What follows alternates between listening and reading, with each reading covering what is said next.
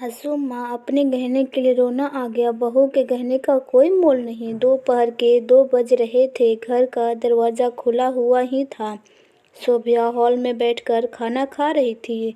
अभी पहला निवाला मुंह में लिया ही था कि घर के बाकी सदस्य चेहरे पर उदासी लिए घर में घुसे। शोभा ने अपना खाना जारी ही रखा। शोभा को इस तरह खाना खाते देख सासू माँ ने ताना कसा, यहाँ तो हम सबका खाना छूट गया है और इसे देखो, आराम से बैठकर खाना खा रही है। यही होते हैं बहुओं के लक्षण। शोभा ने उनकी बात को सुना और अनसुना किया और अपने खाने पर ही फोकस रखा। सासू माँ ने हाथ रचाते हुए कहा, यहाँ कर्जा उतारने के चक्कर में मेरे और छोटी बहू के सारे गहने बिक गए। हमारी जान मुँह को आ रही है और इसे देखो, कोई फर्क ही नहीं पड़ा। खाने में देखो, हलवा पूरी खा रही है। पहली बात तो यही घर में होता है क्या? मुझे नहीं पता। दूसरी बात, मेरी इच्छा मुझे क्या खाना है। और रही बात आपके गहने बिकने की, तो मैं क्या कर सकती हूँ? ये तो आप लोगों का कर्म थे जो लौट कर आ रहे हैं। शोभा की इतनी कहते ही सासू माँ कुछ कहना तो चाहती थी, लेकिन अविनाश ने इशारा कर चुप करा दिया। शोभा खाना खा कर अपने बर्तन रसोई में रखने गई। उसके बाद सीधे अपने कमरे में और वहाँ जाकर पलंग पर लेट गई। पलंग पर लेटते ही पिछली बातें उसके दिमाग में घूमने लगी। उस दिन सुबह से शोभा इधर से उधर दौड़ती जा रही थी। अविनाश भी अभी तक घर नहीं पहुँचे थे। शोभा बिल्कुल परेशान हो चुकी थी, लेकिन घर में किसी को भी इस बात से कोई लेना देना नहीं था। आखिर देवर ने सासू माँ की तरफ इशारा किया तो सासू माँ ने बेरुखी से कहा, हमने तो पहले ही कहा था फालतू के कर्ज लेने की ज़रूरत नहीं है, पर सुनता कौन है? रख दिया अपने गहने गिरवी, अब परेशान हो रहे हैं। बड़ों की बात नहीं सुनेंगे तो ऐसा ही होगा। एक बार तो शोभा के मन में आया कि जवाब दे दूं कि अगर आप साथ दे देती तो शायद ये नौबत नहीं आती, पर फिर चुप रही गई। एक तो वैसे भी दिमाग खराब हो रहा था और अविनाश घर पर भी नहीं आए थे। ऊपर से घर में बैठे लोग साथ देने की जगह बस छींटाकशी कर रहे थे। खैर, शोभा ने ध्यान नहीं दिया। अभी भी उसके नज़रें दरवाजे की तरफ ही लगी हुई थी। उसे इसी तरह के छोड़ सबने शांतिपूर्वक अपना खाना ख़त्म किया और अपने अपने कमरे में जाकर आराम करने लगे। थोड़ी देर बाद अविनाश घर में आता हुआ दिखा, तब जाकर शोभा की जान में जान आई। अविनाश के घर में आते ही वो सीधा अविनाश के पास जाकर बोली, क्या हुआ अविनाश, पैसों का बंदोबस्त हो गया? शोभा का सवाल सुनकर अविनाश बिल्कुल चुप रह गया।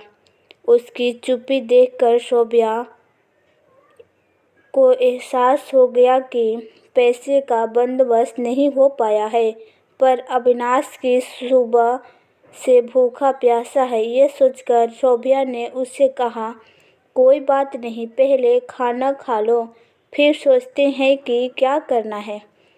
मैं पैसों का बंदोबस्त नहीं कर पाया, अविनाश ने उदासी से कहा। एक बार को तो शोभा की आंखों में भी आंसू आ गए, पर फिर हिम्मत करके बोली, हम दोनों मिलकर इस समस्या का भी कोई न कोई निवारण कर लेंगे। तुम फिक्र मत करो, पहले खाना खा लो। कहकर शोभा रसोई में जाकर अविनाश के लिए खाना लगाने लगी। खाना लगाते लगाते कहकर उसकी आंखों में आंसू आ गए। कितने प्यार से पापा ने वो गहने उसकी शादी में दिए थे। कुछ गहने तो मम्मी के थे, जो उन्होंने खुशी खुशी अपनी बेटी को दे दिए थे। एक एक गहने से उसकी यादें जुड़ी हुई थी, पर पिछले साल अविनाश के बिजनेस में घाटा पड़ जाने के कारण गहने गिरवी रखवा दिए थे, इस उम्मीद के साथ कि बिजनेस चल निकलेगा। पर ऐसा कुछ नहीं हुआ, उल्टा वो पैसे भी डूब गया, क्योंकि उसी बीच ननद प्रतिभा की शादी पक्की हो गई और जो पैसे बिजनेस में लगाने थे वो उनकी शादी में खर्च हो गए। एक दो बार अविनाश ने मना भी किया तो सासू माँ ने अच्छा खासा हंगामा खड़ा कर दिया। थक हार कर अविनाश को वो पैसे शादी में देने ही पड़े। अब नौबत ये थी कि ब्याज देने के पैसे तक नहीं थे। बैंक से 2 बार एंड्रिंग कॉल भी आ चुका था। कुछ समझ नहीं आ रहा था कि आखिर क्या करें। सासू माँ और देवर से मदद भी मांगी, पर उन्होंने साफ मना कर दिया, ये कहकर कि हमसे पूछकर कर्जा लिया था क्या, जबकि उन लोगों का काम भी अच्छा चल रहा था। खैर, खाना लगाकर शोभा अविनाश की थाली बाहर लेकर आई तो अविनाश हॉल में नहीं था। दूसरे कमरे में से कुछ आवाज़ें आ रही थी। थाली वहीं टेबल पर रख कर उस कमरे की तरफ बढ़ी, पर वहाँ हो रही बातचीत सुनकर उसके पैर वहीं ठिठक गए। सासू माँ, पति और देवर की बातें सुनकर ऐसा लगा कि किसी ने पैरों की जंजीर में बांध दिया। कहाँ घूम रहा था इतनी देर तक अविनाश? कुछ नहीं माँ, बस आज अपनी पसंद की मूवी देखने गया था, पर पता नहीं क्यों शोभा के लिए थोड़ा बुरा लग रहा है। अब हम क्या कर सकते हैं? अपने पापा के इलाज के लिए अपनी एफडी दे दी, पर ननद की शादी के लिए पैसे ना निकले। क्या हुआ? उसके पापा तो मर गए और पैसे भी डूब गए। हाँ, अगर भाई के बिजनेस के घाटे का बहाना ना किया होता तो भाभी गहने भी ना देती। हाँ, एक पत्नी अपने पति के लिए कुछ भी करने को तैयार रहती है। उसे तो लग रहा है कि गहने गिरवी रखें, पर उस बेचारी को क्या पता कि उसके गहने तो कब के बीत चुके हैं। अगर एफडी ननद की शादी के लिए दे देती तो गहने तो कम से कम रह जाते। शोभा ने अचानक कमरे का दरवाज़ा खोल दिया। एक पल के लिए तो सबकी बोलती बंद हो गई। थोड़ी देर पहले जिन आँखों में नीर भरा हुआ था, अब उससे अंगारे बरस रहे थे। कमरे में पहुंचकर सबसे पहले अविनाश के गाल पर थप्पड़ रसीद दिया। तुम पति हो मेरे, बोलते हैं शर्म आ रही है मेरे अपने आप पर। प्यार का ये सिला दिया तुमने, मेरे भावनाओं को इस तरह अपमान किया तुमने। बस कर बहू, तेरी हिम्मत कैसी हुई अविनाश पर हाथ उठाने की? अभी घर में धक्के मार कर निकाल दूंगी। तुझे बाप तो रहा नहीं, भाई भाभी भी देखते हैं कितनी जगह देंगे तुम्हें तेरे मायके में। चुप कर बुढ़िया, तेरी हिम्मत कैसे हुई मुझे बहू कहने की? शोभा के मुंह से इस तरह की भाषा सुनकर सब चौंक गए।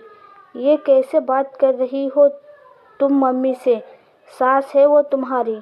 भाड़ में गया मान सम्मान। और तुम्हें क्या लगता है मैं मायके जाकर बैठूंगी? कभी सोच मत लेना। इसी घर में रहूंगी और तुम्हारा सुख चैन बर्बाद करूंगी। हाँ, देखती हूँ कैसे रहती हो घर में। अब तो तेरा दाना पानी उठ गया इस घर से। सोचना भी मत, क्योंकि जो तुम लोग ने काम किया है ना, उसे फ्रॉड कहा जाता है। और अगर मैंने कानूनी एक्शन लिया न तो मैं उसको साबित भी करके दिखा दूंगी, क्योंकि आपने किसी बैंक से लोन नहीं लिया है तो आपके पास ऐसा कोई पेपर भी नहीं है। पढ़ी लिखी हूँ, कानूनी दांव पर मुझे भी खेलना आते हैं। इसके अलावा पूरे समाज में थू-थू होगी वो अलग।